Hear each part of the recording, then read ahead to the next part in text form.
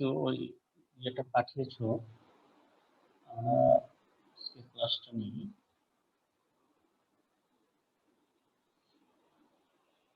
না, সিউইড নিয়ে কথা বলছিলাম। শেয়ার হয়েছে কি? স্ক্রিন শেয়ার জি হয়েছে? স্যার। জি স্যার। জি স্যার। সিউইডটা কালচার খুব সিম্পল। আমরা একটা অফ বটম মেথড, অর্থাৎ বটমে সেট করতে হবে। বটম থেকে কোনো খুঁটি দিয়ে সেটাকে আমরা রশি দিয়ে সেটার সাথে জাস্ট রেখে দিব। কিপিং সিউইড, এখানে কোনো ফিডিং নাই, কোনো ম্যানেজমেন্ট নাই, কিন্তু যেখানে অপটিমাম কন্ডিশন আছে সেখানে রেখে দিব। তারপরে এগুলো যখন বড় হবে তখন এটা হারভেস্ট করব। খুব সিম্পল অফ দ্য মেথড। কিছু ছবি এখানে দেওয়া আছে। এটা একটা এবং অনেকগুলো একসাথে থাকে। এটা একটা খুঁটি, 1 থেকে 1.5 মিটার, বিভিন্ন রকম খুঁটি হতে পারে। এটা আরেকটা তোমাদেরকে বলেছি র্যাপড অর ফ্লোটিং মেথড, অর্থাৎ ভেসে থাকবে। সেখানে এরকম একটা স্ট্রাকচার করে এটা দেখতেই পাচ্ছ যে এটা খুব মানে একেবারে সাধারণ কৃষক করবে, কিন্তু এটা যখন ইন্ডাস্ট্রিয়াল স্কেলে হবে লাইক জাপানের দেশে, তখন তুমি এই ছবি দেখবে, তখন ডিফারেন্ট, তাদের ডেভেলপমেন্ট অনেক ভিন্ন। এটা খুব সিম্পল, আমাদের দেশেও করতে পারবে। এই ইয়েগুলো, এই ছবিগুলো বা এই পদ্ধতিটা এখন ফিলিপিনে থেকে নেওয়া হয়েছে, তাও একটু আগে, কিন্তু আমাদের দেশে ইনিশিয়ালি ফার্মাররা এই পদ্ধতিগুলো ইউজ করতে পারে। তো এরকম একটা র্যাপ করে সেটা ভাসিয়ে দেওয়া হয়েছে। ভাসিয়ে দেওয়ার জন্য এখানে একটা স্ট্রাকচার দেওয়া হয়েছে, কিছু একটা ফ্লট দেওয়া হয়েছে লম্বা, কিংবা আমরা যে নর্মাল জালের সাথে যে ফ্লট হয় সেটা আমরা দিয়ে রাখতে পারি, কিংবা ওই যে প্লাস্টিকের ড্রাম, যেগুলো এমটি ড্রাম, সেগুলো ইউজ করতে পারি, করে ভাসিয়ে রাখতে পারি। এবং সেখানে অবশ্যই এটা যেহেতু এই র্যাপটা যেন ভেসে না যায়, সে যেহেতু অ্যাঙ্কর দিয়ে রাখতে হবে। এখানে একটা শক্ত পাথর রশ্মি দিয়ে বাঁধা আছে, যাতে এটা স্রোতে, আমরা বলেছি যে এখানে স্রোত অপরিহার্য, স্রোত থাকতে হবে, সেই স্রোতে সে না যেতে পারে। এরকম এখানে দেখো যে ফ্লটটা একটু অন্যরকম ভাবে দিয়েছে, ফোম জাতীয়, প্লাস্টিক স্টাইরোফোম জাতীয় একটু করে বেঁধে দিয়েছে, এরকম।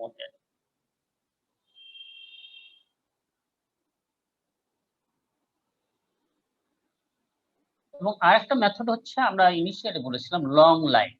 লং লাইন মানে লম্বা রশি, সেই মেথড। এবং এটার ক্ষেত্রে তোমার ডেপথের কথা অত বেশি চিন্তা করতে হবে, কারণ এখানে একটা রশি দিয়েছে, রশির সাথে একটা সুতায় সিট গুলা ঝুলিয়ে দেওয়া হয়েছে এবং রশিকে ফ্লোট দিয়ে ভাসিয়ে রাখা হয়েছে। ভাসিয়ে রাখা হয়েছে একেবারে সারফেস না, সারফেস থেকে কিছুটা নিচে, যে এখানে একটু রশি, এখানে একটা রশি দিয়ে সারফেস থেকে কিছুটা নিচে দেওয়া হয়েছে। অর্থাৎ এখানে যে সানলাইট সেটা সব সময় অপটিমাম প্রয়োজনে পরিমাণে পাবে। যদি ভাটার সময় হয় তখন কিন্তু এই ডিস্টেন্স, যেটা সারফেস থেকে ডিস্টেন্স একই থাকবে, জোয়ারের সময় একই থাকবে, শুধু এটা উপরে ভেসে উঠবে, টোটাল দড়িটা স্ট্রাকচারটা জোয়ারের সাথে সাথে ভাটার সাথে সাথে নিচে নেমে যাবে। এবং এটা একটা রশ্মি ইউজ করা হয়েছে, এবং রশ্মির সাথে এখানে কতগুলো লম্বা দেখতেছি যেগুলো, এগুলো হচ্ছে আবার একটা রশি দিয়ে, এই রশিটাকে আবার ঝুলায় রাখার জন্য মাঝে মাঝে ওয়েট দেওয়া হয়েছে, যেন টোটাল ভেসে না ওঠে। এটা ওয়েট দেওয়া হয়েছে, আবার ফ্লোট দেওয়া হয়েছে, দিয়ে এটা একটা ফিক্সড হয়ে থাকে মোটামুটি, এরকম ব্যবস্থা করা হয়েছে। এখানে একটা স্ট্রিং, ফিলিপিনো ভাষায় রাফিয়া বলে, একটা স্ট্রিং বা রশি এখান থেকে ঝুলিয়ে দেওয়া হয়েছে, সরাসরি তোমার এই মেইন রশি থেকে ঝুলিয়ে দেওয়া হয়েছে সরাসরি। তারপর সেটার সাথে সিউইড বেঁধে দেওয়া হয়েছে। এটা আবার এক্ষেত্রে একটু অন্যভাবে করেছে, যে এখানে একটা রশি ঝুলে দেওয়া হয়েছে, সেই রশির সাথে আবার সিউইড গুলো বেঁধে দেওয়া হয়েছে। তাহলে এখানে সিউইড সরাসরি বেঁধে দেওয়া হয়েছে রশির সাথে, আর এটা সাব একটা রশি দিয়ে সেটার সাথে সিউইড বেঁধে দেওয়া হয়েছে। দুইটা বিষয় করা যেতে পারে। করে এটাও এখানে কিপিং করে রাখলে তারপর নির্দিষ্ট সময় পরে একটা বোট থেকে সেটা রশিগুলো টেনে নিয়ে বোটে কালেক্ট করে নিলেই হয়ে গেল। এটার আমি ভিতরের কিছু হয়তো একটু সাইজ আছে, এই বিষয়গুলো বললাম না আর কি। কিন্তু সিউইড কালচারের যে তিনটা মেথড, এই তিনটা মেথড সম্পর্কে তোমাদের একটা ধারণা হয়েছে কিনা? একটা হচ্ছে বটমিং করা হবে, আর একটা হচ্ছে ফ্লোটিং র্যাফট করা হবে, ভেলাতে করা হবে, আর একটা হচ্ছে লং লাইন করা হবে। এই তিনটা পদ্ধতিতে করা যায়। এটা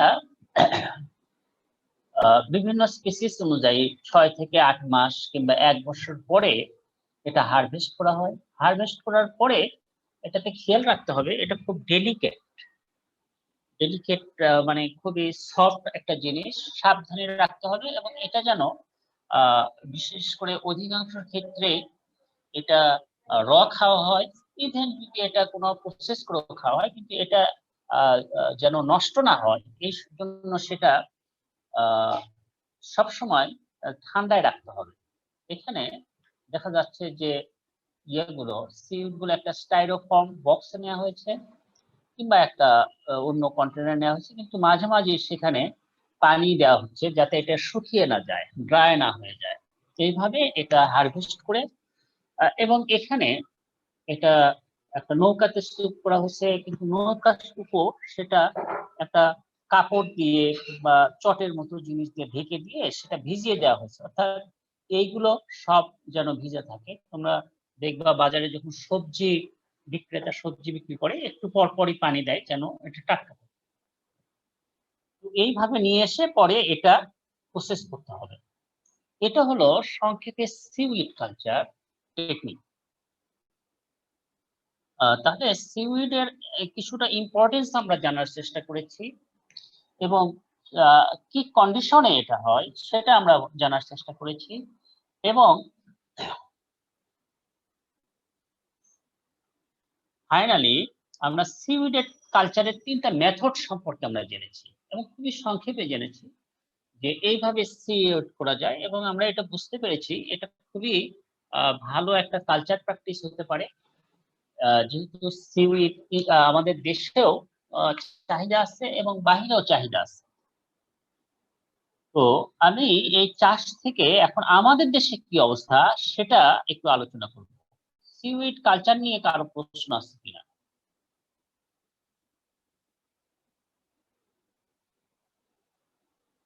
প্রশ্ন না থাকলে আমি একটু সিউইড বাংলাদেশে কি অবস্থা সেটা আমরা আলোচনা করব। সিউইড কালচার নিয়ে আমরা যে কোনো জিনিস যখন জানবো যে আমাদের দেশের সেটা সম্ভাবনা কেমন কিংবা কি অবস্থা সেটা আমাদের জানা উচিত। তো সেখানে সিউইড কালচার স্ট্যাটাস সম্পর্কে জানবো। তো কিছু বিষয় হয়তো একটু ওল্ড ইনফরমেশন হয়তো বা আছে, আমি আপডেটটা নিব। তো বাংলাদেশের কথা যদি বলি, তা আমাদের সুযোগ আছে। সুযোগ আছে কেন? যে আমাদের প্রায় 480 কিলোমিটার কোস্ট লাইন আছে। এই কোস্টা লাইনের দিয়ে আহ, প্রচুর তাহলে সামুদ্রিক এলাকা আছে। তো সেখানে আমরা এটা চাষ করার সুযোগ আছে, অর্থাৎ আমাদের রিসোর্স আছে, এবং আমাদের এই কাজটা করার জন্য প্রচুর পপুলেশন আছে। এটা ল্যান্ড ইউজ, বিভিন্ন কাজে সেই ল্যান্ড গুলো ইউজ হয়। কোস্টাল বেল্টের প্রায় 76 উপজেলা কোস্টাল বেল্টে আছে, যে সেখানকার লোকজন এটা করতে পারে। কিন্তু বাংলাদেশে এখনো সিউইড সেভাবে তোমার হয় নাই, চাষ করা প্রসার হয় না। বাংলাদেশে যেটা করা হয় দীর্ঘদিন ধরে, অনেক আগে থেকে যারা বিশেষ করে ট্রাইবাল পিপুল আছে, ট্রাইবাল পিপুল তারা এটা সমুদ্রের বীচ থেকে সমুদ্র তীর থেকে এটা জাস্ট সংগ্রহ করে তারা ট্র্যাডিশনালি এটা খায়। ট্র্যাডিশনালি এটা তারা খাবার হিসেবে তারা ব্যবহার করে। কিন্তু তোমরা তো জানোই যে আমাদের যে দেশের মধ্যে যারা লোকজন, আমরা কিন্তু সিউইড খেতে অভ্যস্ত, আমরা কখনো খাই না। তবে তুমি যদি ঢাকার কিছু চাইনিজ রেস্টুরেন্টে, সব চাইনিজ রেস্টুরেন্টে পাবো না, ভালো ভালো চাইনিজ রেস্টুরেন্টে যাও, তখন তুমি সেখানে সিউইড পাবা এবং খুবই এক্সপেন্সিভ আইটেম সেখানে সিউইড। সেই সিউইড গুলো সম্ভবত তারা ইম্পোর্ট করে, অথবা কারণ আমাদের দেশের থেকে সম্ভবত সেটা তারা সংগ্রহ করে না। তো আমাদের দেশে যেটা সংগ্রহ করে ট্রাইবাল পিপুল, তার একটা অংশ তারা মিয়ানমার ওইদিকে বিক্রি করে দেয়। আমি একটা টেলিফোন ধরি, তোমরা একটু হ্যাঁ হ্যাঁ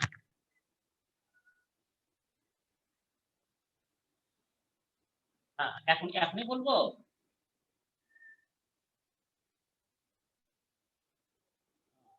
উনি আমাকে বলছিলেন 11টা দিয়ে কথা বলতে।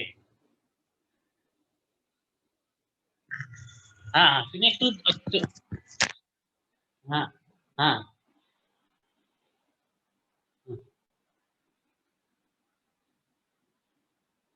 হ্যাঁ হ্যাঁ হ্যাঁ হ্যাঁ হ্যাঁ হ্যাঁ হ্যাঁ হ্যাঁ, আচ্ছা আচ্ছা, ঠিক আছে, ঠিক আছে, আচ্ছা আচ্ছা, থ্যাংক ইউ।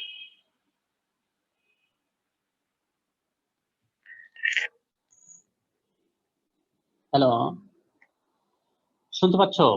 জি স্যার, শুনতে পাচ্ছি। তো যেটা বলছিলাম যে ট্র্যাডিশনালি এটা কালেক্ট হতো, তারপর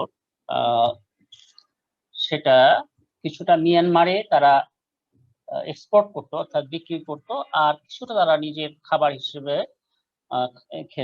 মানে ব্যবহার করতো খাদ্য হিসেবে, বিভিন্ন সালাদ কিংবা হিসেবে খেত। কিন্তু আমাদের দেশের মধ্যে লোকজন এটা খাওয়া দাওয়া খায় না, সাধারণত খেত না। কিন্তু আবার একটা গ্রুপ যারা রিচ পিপুল, তারা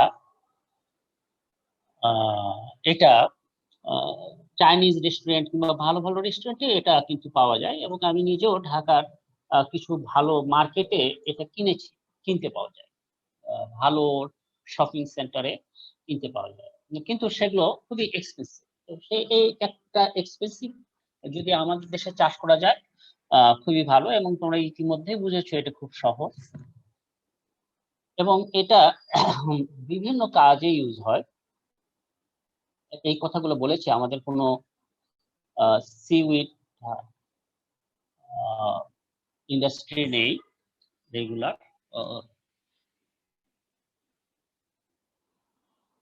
কিছু পিপুল আছে, এবং এক সময় সরকার এই সিউইড কমে যাবে এর উপরে ব্যান এক্সপোজ করেছিল, কিন্তু সেটা খুব একটা ইফেক্টিভ হয় না। তো আমাদের দেশে কিছু কাজ হয়েছে এই সিউইডের উপর, খুব মানে রিসার্চ কিংবা চাষ খুবই কম হয়েছে। তার মধ্যে কিছু রিসার্চে দেখা গেছে যে বাংলাদেশে প্রায় 133 সিউইড স্পিসিস আছে, সিউইডের স্পিসিস আছে, এবং তার মধ্যে 8টা স্পিসিস খুব ইম্পর্টেন্ট, এরকম একটা রিপোর্ট পাওয়া গেছে, একটা স্টাডিতে পাওয়া গেছে। এইটা একটু তোমরা মনে রাখতে পারো যে বাংলাদেশে ইম্পর্টেন্ট গুলো, এবং সিউইড গুলো গ্রুপ ওয়াইজে ভাগ করা হয়, কতগুলো গ্রিন সিউইড বলা হয়, কতগুলো রেড সিউইড বলা হয়, কতগুলো ব্রাউন সিউইড। তো গ্রিন সিউইডের 2টা প্রজাতি, রেড সিউইডের 4টা প্রজাতি, ব্রাউন সিউইডের 2টা প্রজাতি।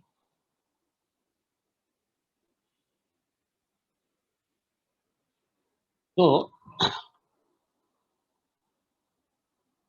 এটা তোমার 8টা স্পিসিস ইম্পর্টেন্ট, কিন্তু 133টা স্পিসিস আছে। অর্থাৎ আমরা যদি চাষ করতে চাই তাহলে আমাদের স্পিসিসও আছে, সিউইডের স্পিসিস আছে, রিচ স্পিসিস আছে, সেটাও আমাদের সম্ভব। একটু আগেও বলেছি যে আমাদের এটা পটেনশিয়ালটা খুব বেশি। ডিমান্ড আছে। ডিমান্ড বলতে আমরা যদি লোকজনকে এটা সিউইডের ইম্পর্টেন্স সম্পর্কে কিংবা এদের ফুড ভ্যালু হিসেবে বুঝাতে চাই, লোকাল ডিমান্ড সৃষ্টি হবে। যদি লোকাল ডিমান্ড লোকজন অত পরিচিত না হয় বা অ্যাকসেপ্ট না করে, কিন্তু আমাদের এক্সপোর্ট মার্কেট আছে। একটু আগেই বলেছি আমাদের সিউইড অনেক স্পিসিস আছে, তারপর জায়গা আছে, সাবটাইডাল জোন এগুলো আছে, এবং এটাতে আমরা অলরেডি জানি যে এটার ইনপুটস বলতে খুবই কম, রিটার্ন ভালো, এমপ্লয়মেন্ট হতে পারে, ফরেন এক্সচেঞ্জ আর্নিং হতে পারে, ইনকামের একটা বিকল্প সোর্স হতে পারে কোস্টাল রিজনে। ইভেন তোমরা জানো যে আমরা মাঝে মাঝে যেমন হিলসা ফিশারি আমরা মোটামুটি মাঝে মাঝে ব্যান এক্সপোজ করি, ব্যান করে দিই, তাই না? মাছ ধরা ইচ্ছা, তখন কি করবে? তখন তাদের বিকল্প একটা কাজ হিসেবে হতে পারে, এবং এটা নিউট্রিশনালি খুবই রিচ। পরে আমরা ইয়েতে হয়তো দেখব স্লাইডে, এবং এটা প্রসেস করে রেখে দেওয়া যায়, ড্রাই করে রেখা যায়, ভবিষ্যতে খাওয়া যায় এরকম। এখানে এই স্লাইডে কিছু বলা আছে যে কি কি ব্যাপারে ইউজ করা যায়। বলা হচ্ছে পাওয়ার অফ সিড খাবার হিসেবে, ইনকাম এবং লাইভলিহুড ফর ফুড, এক্সপোর্ট করা যেতে পারে, stabiliser or emulsifier for many foods, চকোলেটের জন্য, ফুড ড্রিঙ্কস এ ইউজ করা হয়, বাইন্ডার হিসেবে ইউজ করা হয়, বিভিন্ন মেডিসিনাল ইনগ্রেডিয়েন্টস সেখান থেকে এক্সট্রাক্ট করা যায়, রাবার থিকেনিং এর জন্য ন্যাচারাল ল্যাটেক্স ইউজ করা যায়, গাম সেখান থেকে এক্সট্রাক্ট করা যায় পেপার ব্যাগের জন্য, ফুডের উপর একটা কোটিং দেওয়া যায় গ্লেজিং এর জন্য, ফার্টিলাইজারের কথা সেদিন একজন বলেছিল যে ফার্টিলাইজার হিসেবে ইউজ করা যায়, পেস্টিসাইড হিসেবে ইউজ করা হয়, বিভিন্ন কসমেটিক্স ইন্ডাস্ট্রিজে এটা ব্যবহার হয়। এই বিভিন্ন ব্যবহার আছে সিউইডে, সুতরাং এটা পাওয়ারফুল একটা বিষয়।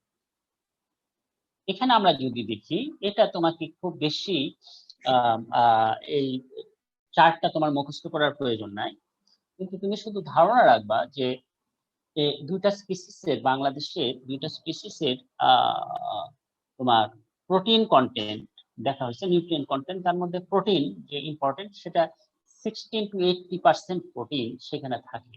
এই কথাটা মনে রাখবা যে এটা হাই প্রোটিন আছে,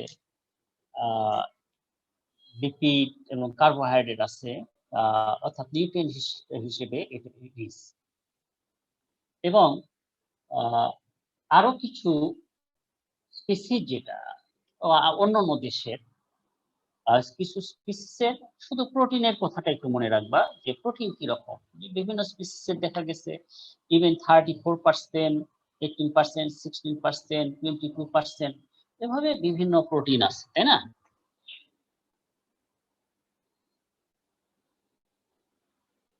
এইটা মনে রাখবা, এই টোটাল চার্ট মনে রাখার দরকার নাই। রেঞ্জ বলবা আনুমানিক প্রোটিন রেঞ্জ সিউডে কত, এটা মনে রাখলেই হবে। বুঝতে পেরেছ?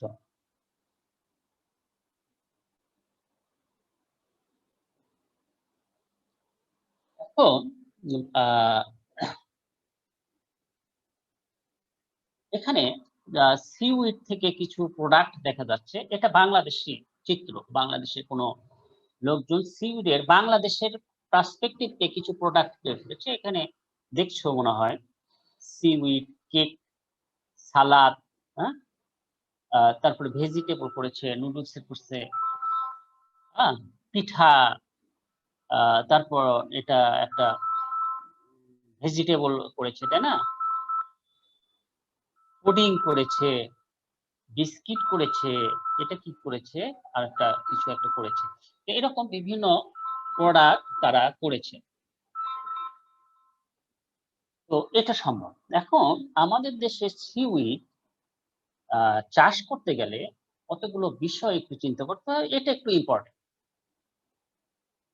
এটা একটু বোঝার চেষ্টা করো।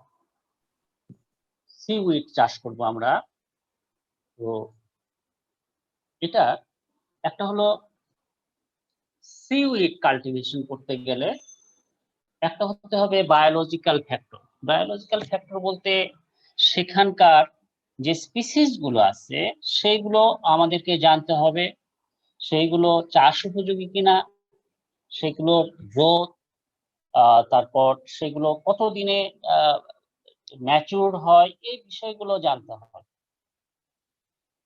আর সবচেয়ে ইম্পর্টেন্ট একটা বিষয় এনভায়রনমেন্টাল ফ্যাক্টর, সেটাকে তোমার জানতে হবে। এনভায়রনমেন্ট কেমন, আমাদের এরিয়ায় কেমন।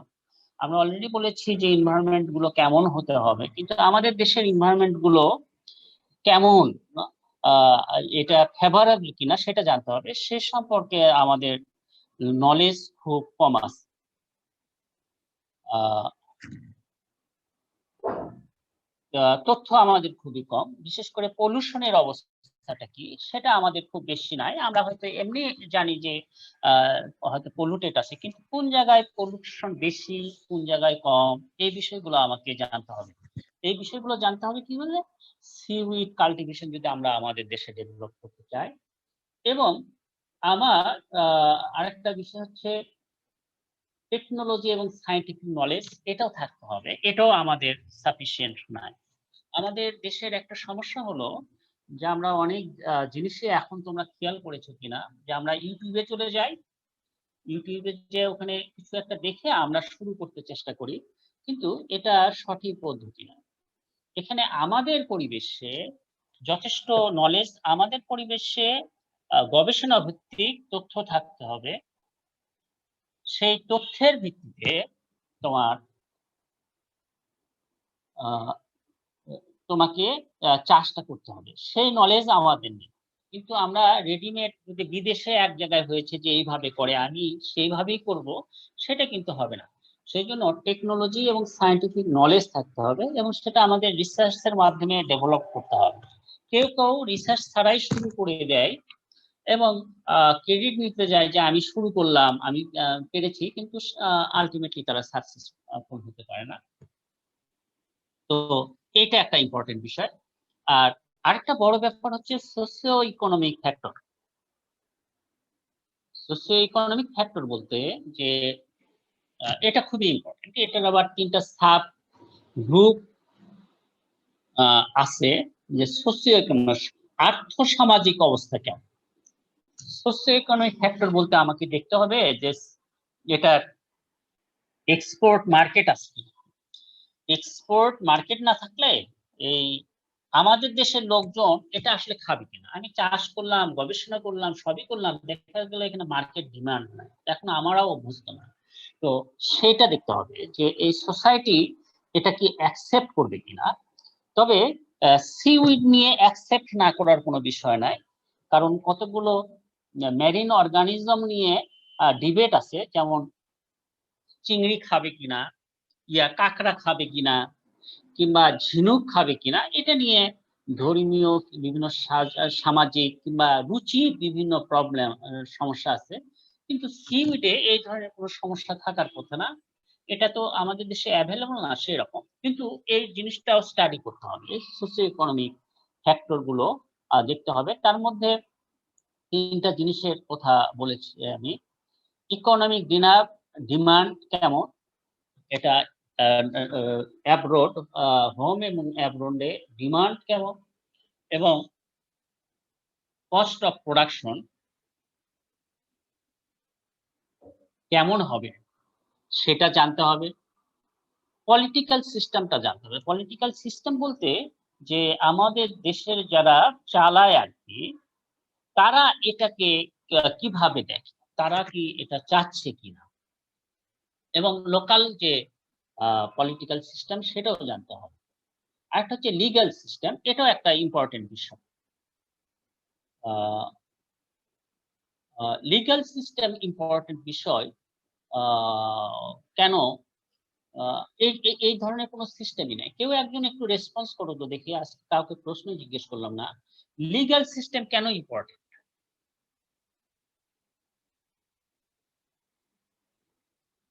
কেউ একজন বলো।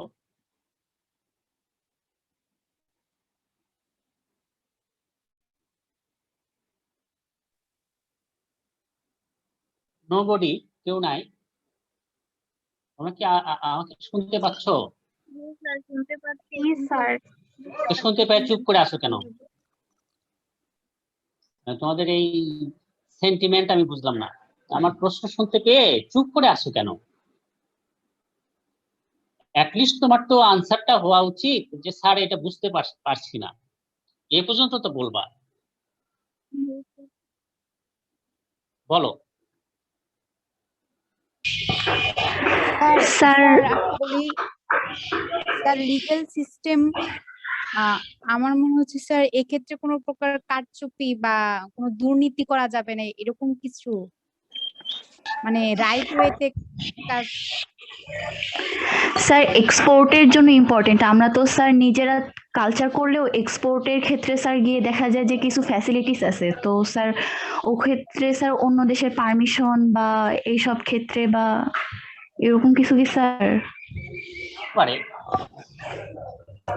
স্যার বলো। কালচার সিস্টেমে কিছু ধর্মীয় বিধিনিষেধ বা সামাজিক কোনো বিধিনিষেধ এরকম কিছু?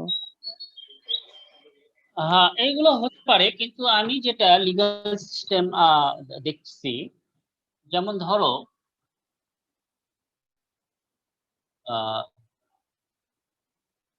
আমি কক্সবাজারের একটা জায়গা ঠিক করলাম সমুদ্রে, এটা তো সমুদ্রে একটা জায়গা ঠিক করে ওখানে আমি চাষ শুরু করলাম, কিংবা সেখানে কিছু স্ট্রাকচার করে এসে তার 3 মাস পরে এসে অন্যজন যদি বলে যে না এখানে আমি করব, এটা তো সরকারি জায়গা, তখন কি হবে? তখন তো এখানে করতে পারবো না। কিংবা আমি একটা ফার্ম সেট করলাম, করে বললাম যে আমার পাশেই তুমি আর সেট করো না, কারণ এতে করে আমার ক্ষতি হতে পারে, চাষের ক্ষতি পারে, কারণ এটা ঘন হয়ে করলে এখানে পলিউশনের সমস্যা আছে, বিভিন্ন সমস্যা আছে। ঠিক আছে, আমার থেকে তুমি আধা কিলোমিটার দূরে কিংবা 100 মিটার দূরে সেট করো।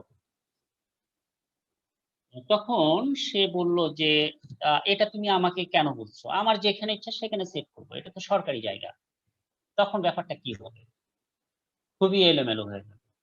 অথবা একটা জায়গা আমরা ঠিক করলাম যে এখানে এতগুলো মানে এতগুলো ফার্ম সেট করা যাবে বা এতগুলো ইউনিট সেট করা যাবে, 50টা ইউনিট সেট করা যাবে, কিন্তু অন্যরা এসে বললো যে তোমরা 50টা সেট করেছো, আমরা আরো 50টা করবো, আর একজন এসে বললো আমরাও 50টা করবো। খুবই জটিল একটা ব্যবস্থা না? কারণ এটা জি স্যার। তো তোমাকে লিগ্যাল সিস্টেম থাকতে হবে, এটা আমাদের দেশে নেই। লিগ্যাল সিস্টেম থাকতে হবে কি থাকতে হবে?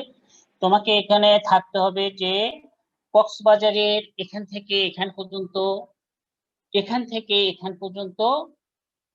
আমরা ইয়া করা যাবে, সিউড কালচার করা যাবে। এটা আগে সরকার ঠিক করবে, ঠিক করে বলবে ঠিক আছে এই এলাকার মধ্যে আমরা 20টা ইউনিটকে পারমিশন দিব, অ্যাপ্লিকেশন করো, কে করো।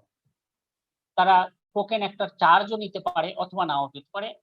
ওই 20 জনকে লিগ্যাল রাইট দিয়ে দিতে হবে, তোমরা করবা এই শর্তে, তোমরা এই পলিউশন করবা না, এই কাজ করবা না, সেই কাজ করবা না, করে রাজি থাকলে করো। করলে ওখানে 20 জন অ্যাপ্লিকেশন করলো, তখন ডিমার্কেশন করলাম যে তোমার এটা, তোমার এটা, তোমার এটা, এরকম একটা সিস্টেম সেখানে থাকবে ইউজে। কিন্তু সেটা এখন নাই। এখন হয়তো ইনিশিয়ালি 1 জন 2 জন করতেছে, বিশাল সমুদ্র, বিশাল কোস্টাল এরিয়া, সমস্যা হচ্ছে না, কিন্তু সবাই যখন সেখানে যাবে তখন এটা বড় সমস্যা হবে। এটা হচ্ছে লিগ্যাল সিস্টেম। তো এই হচ্ছে আমাদের বাংলাদেশের চিত্রটা। পরে আমি এই দুটো শ্রিম্প এবং এটা নিয়ে আবার একটু কথা বলবো, কিংবা একটা দুটো ভিডিও, প্র্যাকটিক্যাল ভিডিও দেখবো পরের ক্লাস। আজকে এই পর্যন্ত। পরের ক্লাসে আমরা সিউইডের কিছু ভিডিও দেখে চেষ্টা করব বোঝার যে আসলে সিউইডটা কি হচ্ছে অথবা বাংলাদেশে কি হচ্ছে, সেটা প্র্যাকটিক্যালি আর একটু দেখার চেষ্টা করব। আজকে এখানে শেষ করতে চাচ্ছি, ঠিক আছে? জি স্যার। আসসালামু আলাইকুম। ঠিক আছে। স্যার আসসালামু আলাইকুম। আসসালামু আলাইকুম স্যার। ওয়ালাইকুম আসসালাম। আচ্ছা ঠিক আছে, তোমাদের পার্টিসিপেশন এখন একটু ভালো, অ্যাটেন্ডেন্স নেওয়া হয়েছে। তোমাদের এখানে স্ক্রিন উঠে, তো ওখান থেকে আমি অ্যাটেন্ডেন্স নিয়ে নিই, স্ক্রিনে তোমাদের ইয়েটা উঠে, নামটা। ওকে, এখন শেষ।